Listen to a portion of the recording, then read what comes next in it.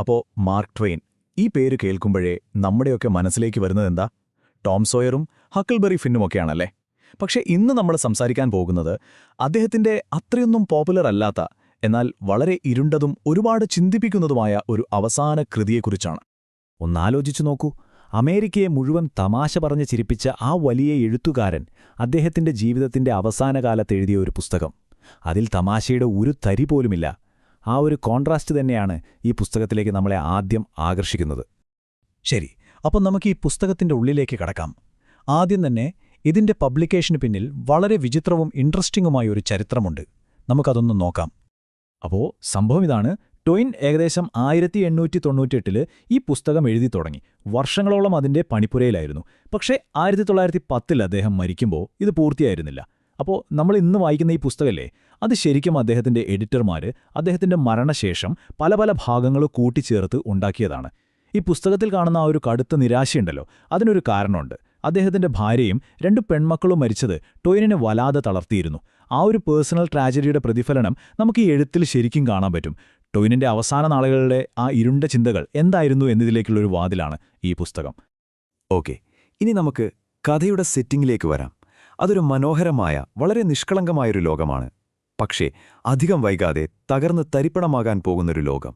കഥ നടക്കുന്നത് ഓസ്ട്രേലിയയിലെ എസൽഡോർഫ് എന്ന് പറയുന്നൊരു ഗ്രാമത്തിലാണ്. നമ്മുടെ കഥാനായകൻ തിയോഡോർ, അവനും അവന്റെ കൂട്ടുകാരും. അവരുടെ ലോകമെന്ന് പറയുന്നത് അന്ധവിശ്വാസങ്ങളും കൊച്ചു കൊച്ചു സാഹസികതകളും പിന്നെ വിശ്വാസങ്ങളുമൊക്കെ നിറഞ്ഞ ഒന്നായിരുന്നു. പുറം ലോകമായിട്ടൊന്നും വലിയ ബന്ധമൊന്നുമില്ലാത്ത ഒരുതരം ഒറ്റപ്പെട്ട ശാന്തമായ ഒരു സ്ഥലം. അങ്ങനെ ഇരിക്കുമ്പോഴാണ് അവരുടെ ഇടയിലേക്ക് ആ നിഗൂഢനായ അപരിചിതൻ വരുന്നത്. പുള്ളി വന്നിട്ട് ഓരോ അസാധാരണ കാര്യങ്ങൾ ചെയ്യാൻ തുടങ്ങി. വെറും ശ്വാസം കൊണ്ട് പൈപ്പ് കത്തിക്കുക, കളിമണ്ണ് കുഴച്ച് അതിൽ നിന്ന് ജീവനുള്ള കുഞ്ഞു മനുഷ്യരെ ഉണ്ടാക്കുക, ഇതൊക്കെ അയാൾക്കൊരു നിസ്സാര കാര്യമായിരുന്നു. അവൻ സ്വയം പരിചയപ്പെടുത്തിയത് എങ്ങനെയാണെന്നോ, താൻ ഒരു മാലാഖയാണെന്ന്. സ്വാഭാവികമായും ഇത് കേട്ടപ്പോൾ ആ കുട്ടികൾക്ക് വല്ലാത്ത അത്ഭുതവും ഒരുതരം ആരാധനയുമൊക്കെ തോന്നി. അവനൊരു മാലാഖയാണെന്നൊക്കെ പറഞ്ഞു. പക്ഷേ എന്തായിരുന്നു അവന്റെ ശരിക്കുള്ള പേര്? ആ ചോദ്യത്തിന് കിട്ടുന്ന ഉത്തരം ഈ കഥയെ മുഴുവനായി മാറ്റിമറിക്കാൻ പോവുകയായിരുന്നു. അതെ, ഇവിടെ വെച്ചാണ് ഈ കഥയുടെ ടോൺ ആകെ മാറുന്നത്.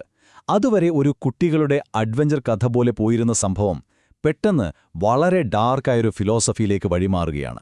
അവൻ ആ പേര് പറഞ്ഞു, സത്താൻ. ആ ഒരൊറ്റ വാക്ക് മാത്രം മതിയായിരുന്നു അവിടത്തെ നിശബ്ദതയെ കീറുമുറിച്ചാൻ. അപ്പോൾ ഒരു മിനിറ്റ്, സത്താനെ കേൾക്കുമ്പോൾ നമ്മൾ വിചാരിക്കുന്ന ആ ബൈബിളിലെ ചെകുത്താനല്ല ഇത്. അതാണ് ഇവിടുത്തെ ഏറ്റവും വലിയ ട്വിസ്റ്റ്. ട്വെയിനിന്റെ സത്താൻ ഒരു വീഴാത്ത മാനാഖയാണ്. അതായത് സ്വർഗത്തിൽ നിന്ന് പുറത്താക്കപ്പെട്ട ആളല്ല. അതുകൊണ്ട് തന്നെ നമ്മൾ മനുഷ്യർ പറയുന്ന നന്മ, തിന്മ, ശരി, തെറ്റ്, ഈ കൺസെപ്റ്റുകളൊന്നും അയാൾക്ക് ബാധകമല്ല. അയാൾ ഈ തിന്മയുടെ പ്രതീകമൊന്നുമല്ല, മറിച്ച് നമ്മുടെയൊക്കെ ഈ ധാർമ്മിക ചിന്തകൾക്കപ്പുറത്തുള്ള ഒരാളാണ്. ഇയാളുടെ സ്വഭാവം എന്താണെന്ന് മനസ്സിലാക്കാൻ ഒരു സീൻ മാത്രം മതി. അവൻ കളിമണ്ണുകൊണ്ട് ഒരു ചെറിയ കോട്ടയുണ്ടാക്കി. അതിനകത്ത് ജീവനുള്ള 500 കുഞ്ഞുമനുഷ്യരെയും സൃഷ്ടിച്ചു. എന്നിട്ടോ ഒരു കൊടുങ്കാറ്റുണ്ടാക്കി ഒരു ദയയുമില്ലാതെ അതെല്ലാം തകർത്തുകളഞ്ഞു. ആ കുഞ്ഞു മനുഷ്യർ നശിച്ചത് കണ്ട് കുട്ടികൾ കരഞ്ഞപ്പോൾ അവൻ വളരെ നിസ്സംഗനായിട്ട് പറഞ്ഞതെന്താണെന്നറിയുമോ? ഓ, അതൊന്നും സാരമില്ലെന്നേ, നമുക്ക് ഇനിയും ഒരുപാടുണ്ടാക്കാമല്ലോ എന്ന്. ആ ഒരൊറ്റ ഡയലോഗിലുണ്ട് എല്ലാം. മനുഷ്യന്റെ വികാരങ്ങൾക്കോ ജീവന് തന്നെയോ അവനൊരു വിലയും കൽപ്പിക്കുന്നില്ല. ഇനി മുതലാണ് ഈ പുസ്തകത്തിലെ ഏറ്റവും പ്രധാനപ്പെട്ട ഫിലോസഫിക്കൽ ഭാഗങ്ങളിലേക്ക് നമ്മൾ കടക്കുന്നത്. ഇവിടെ സത്താൻ മനുഷ്യന്റെ സ്വഭാവത്തെയും നമ്മുടെ സമൂഹത്തെയുമൊക്കെ ശരിക്കും കീറിമുറിച്ച് പരിശോധിക്കുകയാണ്. സത്താന്റെ പ്രധാനപ്പെട്ടൊരു വാദമിതാണ്: മനുഷ്യന് ധാർമ്മിക ബോധം അഥവാ മോറൽ സെൻസ് ഉണ്ട്. നമ്മളൊക്കെ അതൊരു വലിയ ഗുണമായിട്ടാണ് കാണുന്നത്. പക്ഷെ സത്താൻ പറയുന്നത് അതൊരു കുറവാണെന്നാണ്. മനുഷ്യൻ കാണിക്കുന്ന ക്രൂരതയ്ക്കും യുക്തിയില്ലാത്ത പ്രവൃത്തികൾക്കുമെല്ലാം കാരണം ഈ ഒരൊറ്റ സംഭവമാണത്രേ. അപ്പൊ എന്താണ് ഈ ധാർമ്മിക ബോധം? ശരിയും തെറ്റും തിരിച്ചറിയാനുള്ള നമ്മുടെ കഴിവ്. പക്ഷെ അതിൻ്റെ ഒരു പ്രശ്നം എന്താണെന്ന് വെച്ചാൽ, ഇത് കാരണം മനുഷ്യൻ അറിഞ്ഞുകൊണ്ട് തന്നെ തെറ്റ് തിരഞ്ഞെടുക്കാൻ പറ്റുന്നു. മൃഗങ്ങൾക്കതിനെ കഴിയില്ല. അവ അതിൻ്റെ ഇൻസ്റ്റിങ്ക്റ്റ് അനുസരിച്ച് ജീവിക്കുന്നു, അത്രമാത്രം. മനുഷ്യനും താനും തമ്മിലുള്ള ആ ഒരു വലിയ അകലം കാണിക്കാൻ അവനൊരു ഉദാഹരണം പറയുന്നുണ്ട്. ഒരു ആനയ്ക്ക് അതിന്റെ വഴിയിൽ കാണുന്ന ഒരു ചെറിയ ചിലന്തിയെക്കുറിച്ച് എന്തു തോന്നാനാണ്? ഒരു താൽപ്പര്യവുമില്ല.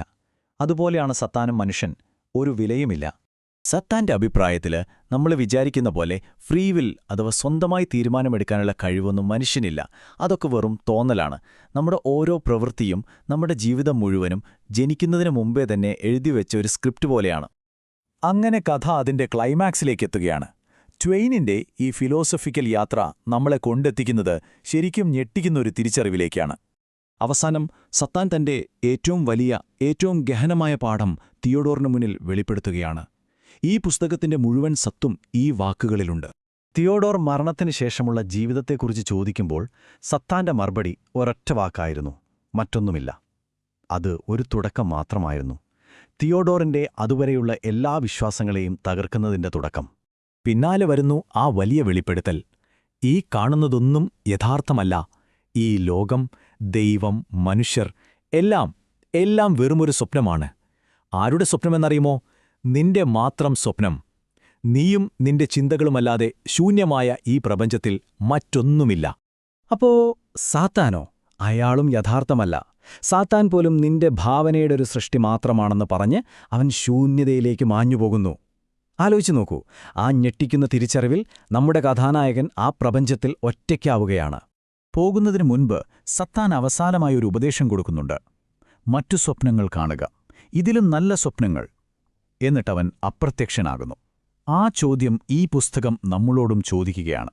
നമ്മുടെ ഈ യാഥാർത്ഥ്യമെന്നത് നമ്മുടെ ചിന്തകൾ മാത്രമാണെങ്കിൽ ഇതിലും മികച്ചൊരു ലോകം, ഇതിലും മികച്ചൊരു സ്വപ്നം കാണാൻ നമുക്ക് കഴിയുമോ?